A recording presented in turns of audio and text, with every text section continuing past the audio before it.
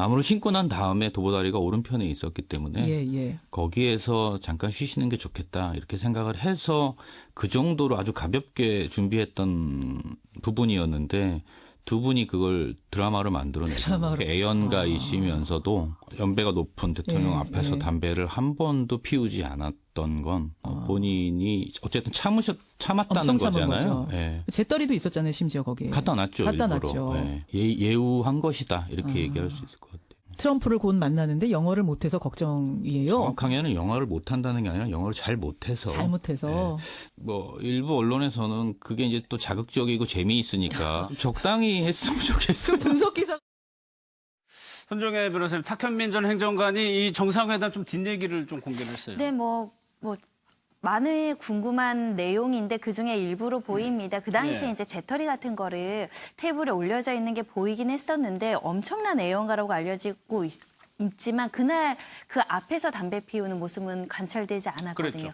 예. 그 얘기를 이제 탁현민 그 전 행정관이 뭐라고 했냐면 그 문재인 대통령 앞에서는 피우지 않았다. 아마도 연배 높은 대통령을 예우했던 것 같다라고 이제 본인의 해석인 거죠. 예, 본인의 그렇죠. 해석을 예. 담아서 이렇게 이야기를 했고 또 이제 그 영어를 잘 못해서 걱정이다 이런 발언을 했다라는 것이 이제 알려지면서 이걸 또 굉장히 심층적으로 분석을 하다 보니 예. 조금 부담스러웠던 것 같아요. 본인이 본 얘기를 일부만 큰 문제 되지 않을 것 같아서 얘기했는데 그걸 또 막 여기저기서 해석을 하다 보면 왜곡될 여지가 있잖아요. 예. 그런 부분이 이제 부담스러워서 그랬던 것 같고요. 뭐 도보다리 회담은 전 세계인들이 굉장히 신선하고 그랬죠. 굉장히 긍정적으로 본 회담이기 때문에 저런 그 직접 참여했던 사람이 이야기는 또 재밌게 잘 들을 수 있는 소재가 아닌가 생각이 듭니다. 예. 근데 이제 본인이 기획하고 한 건데 저거는 기획한 것보다 더 시간도 오래 가면서 더 효과가 많은 더 컸죠. 임팩트를 준 네. 거죠. 근데 이제 어떻게 해석하느냐에 따라 다를 것 같아요. 담배 재떨이를 우리 측에서 갖다 놨다면 거기다 당연히 담배를 안 피죠.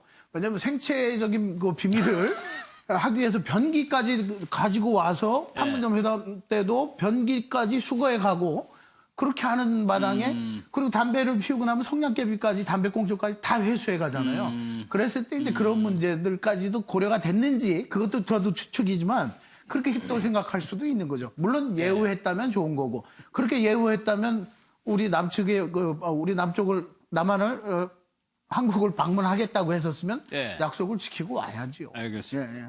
탁 전 행정관이 조국 수석 유시민 이사장에 대해서 언급을 했는데 한번 좀 들어보도록 하겠습니다.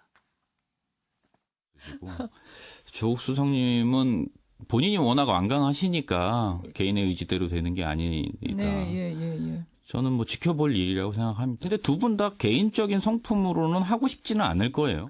저 따위도 실은 하고 싶지 않은 일을 하게 되는데 그 두 분도 하고 싶지 않다고 해서 피할 수 있을까 이런 생각은 개인적으로 합니다. 예.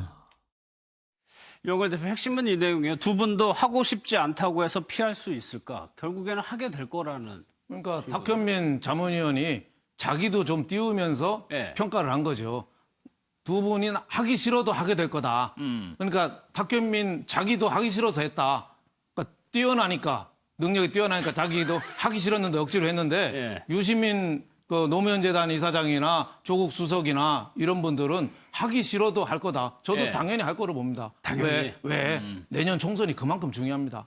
그렇죠. 지금 황교안 대표가 좌파 독재라고 하고 문재인 대통령은 5.18 기념식에서 독재자의 후회 얘기까지 하잖아요. 예. 그거는 내년 총선을 겨냥해서 벌써부터 그 명분 축적 내지 자기 편 끌어들이기 벌써 나섰다고 봅니다. 예. 그래서 저는 그 유시민 이사장도 반드시 본인이 원하지 않았던 또 용어 자체가 조금 더 처음에는 하고 있죠. 절대 예. 안 한다고 했는데 지금은 원래 중이 제 머리 못 깎는 법이다 이런 식으로 하니까 예. 누가 깎아주면 깎는 거 아니에요? 예, 아직까지 조국 수석만 정치하는 일은 결탁고 없을 거다 뭐 이렇게 했는데 예. 그 조국 수석도 아마 부산 경남 지역이 지금 굉장히 내년 총선에 예민한 지역이거든요.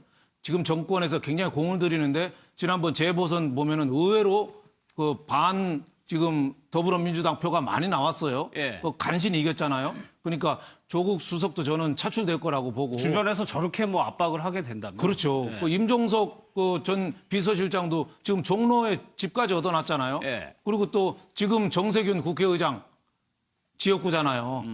근데 국회의장 하면 되게 출마 안 하는데 지금 출마할 거로 얘기하고 있잖아요. 예. 그러니까 만나서 나 여기로 이사 왔다고까지 얘기했으니까 임종석 전 실장도 정치 1번지에 꼭 저는 나올 가능성이 상당히 많고. 그러면 이낙연 총리를 한번 물어볼게요. 이낙연 총리는 적극적으로 거의 이 정도면은 적극적으로 의견 표명을 한 건데 그렇다면 총선을 두고 당에서 이낙연 총리 지금 대주주적 인지도 굉장히 높거든요. 그렇죠. 어떻게 활용하느냐가 중요한 거 아니겠어요? 뭐 본인이 뭐 저는 원래 지역은 뭐 광주, 전남이지만 그쪽은 나가면 안 나갈 거로 보고 나가면은 정치적인 상징성이 큰 뭐 종로, 중구나 아니면은 강남 지역 또 보수 세력이 강한 강남 지역, 자유한국당 지역이 강한 지역에 저는 나갈 걸로 보고 예. 그렇지 않으면은 그 비례대표를 받고 전국적인 지원 유세 전체를 통과하는 뭐 선대위원장 선대위원장이라든지 이 간판 얼굴을 맡아서 할 거로 이렇게 보여집니다. 본인도 뭐 시키면은 합당한 일을 할 거다. 뭐 네. 이렇게 했는데 나중에 대권을 가더라도 국회의원을 하는 게 굉장히 또 중요하니까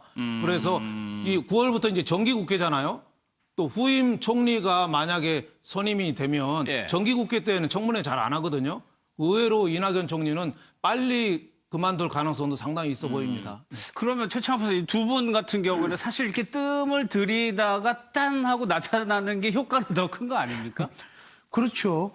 사실은 미리 등장하게 되면 여러 가지 뭐 구설에도 오를 수도 있고 인기를 유지할 수도 있겠지만 사실은 조금 미루면서 등장하는 게 좋을 것 같은데 예. 저는 여기서 임종석 전 실장이나 유시민 이사장은 지금 현직에 계신 분들이 아니잖아요. 그렇기 때문에 뭐 종로에 이사를 하든 정치를 남이 와서 머리를 깎아주든 자기가 깎든 뭐 그런 거 상관없는데 예. 지금 현직에 있는 조국 수석이라든가 더군다나 이낙연 총리는 만인지상 정말 그 중요한 국무총리 자리에 계신 거 아니에요? 예, 예. 그랬을 때 당원이기 때문에 당원으로서 뭐 합당하게 시키면 시키는 일을 할 것이다.